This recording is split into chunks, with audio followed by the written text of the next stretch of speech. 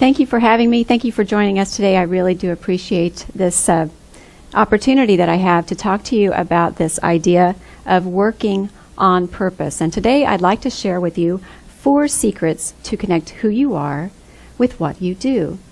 But first I have a question. Have you ever met someone who is clearly fulfilled by their work? Because many people are not. They go through their careers like passengers on a bus with scenes flying by the windows for mile after mile, and seatmates come and go. There are opportunities to get off the bus at regular intervals, and yet the hum of the road dulls their senses, and soon they're lost. Their personal plans and dream destinations have long since passed. That happened to me. For 20 years, I built what I'd considered a successful career working in the legal field and for publicly held companies. And I thought that as long as my work went to help meet the expectations of the board of directors and the shareholders of those companies, and I made the person that I reported to look good, then I made good money and I felt valued. I really had no regard for other stakeholders in those organizations. But in 2005, I had an epiphany. I was driving to work one morning. I worked about 20 miles south of my home, and I was listening to the radio, sitting in rush hour traffic, and I heard something on the radio that caught my ear. One of our clients had just released their first quarter earnings, and they said that they had made a net income of $8 billion. Now, that was a record for the company at the time and also represented a 44% increase over the same period for the year before. And I had mixed emotions about this news. At first I thought, wow, that's our client. That is a huge number. I contributed to that. And then I thought, wow, that's our client. That is a huge number, and I contributed to that. And then I started thinking about, what are my 20 years of education and skills and experience really contributing to at all? And then I asked myself, am I having a positive impact? That 20-mile drive to and from work in rush hour traffic really started to weigh on me. And for the first time in my career, the idea of placing prestige or having a career for the sake of prestige was just not as fulfilling. And that drive just seemed to get longer and longer every day, and it started to take a toll on my health. I started by helping myself to the box of donuts on Fridays, and that turned into daily visits to the snack machine, and soon I gained weight and I stopped exercising. But worst, I lost my enthusiasm for being a star player, and I knew that I had to make a change. So one evening I was driving home again in very slow rush hour traffic, and I thought, okay, what do I want out of a job? This has to be something radically different than anything I've ever done before in terms of looking for a job, because it's not going to be just for a little more money or to be a little bit higher up on the rung of a ladder. So what's the essence of what I want out of a job? And by the time I got home, I had boiled it down to just 4 things. I wanted to work close to home.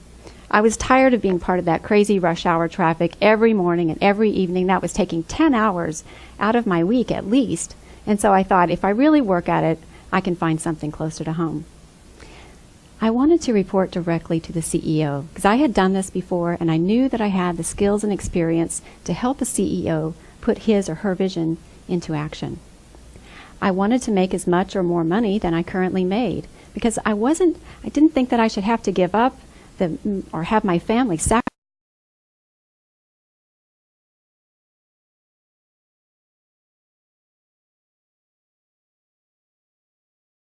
home after work, fire up my laptop, and look for this job. And I did this for months. And then finally, I got a call. And this was for a job that was not in a legal firm, and it was not for a publicly traded company. It was for a manufacturing company. Now, I know absolutely nothing about manufacturing at the time, but I thought, well, it reports directly to the CEO and 4 miles from my house, and they knew what my salary requirements were. So I thought, okay, that's 3 out of the 4 checks off my list, so I'm going to go to this interview. So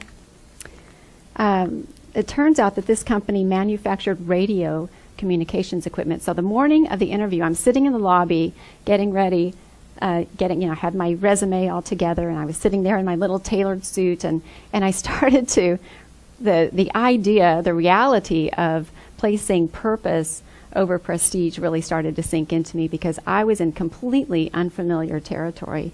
I mean, I was used to reception areas that were beautifully decorated with gorgeous solid oak bookshelves with leather-bound volumes and artwork on the walls and plush carpeting and rich colors. And this room was nothing like that. It had an industrial-looking veneer, and the floors were kind of shiny waxed, and I was really uncomfortable. And I thought, what am I doing here?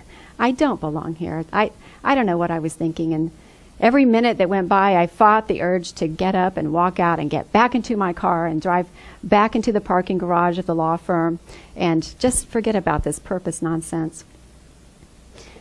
But just within the next hour, I found myself chatting comfortably with the CEO of this company.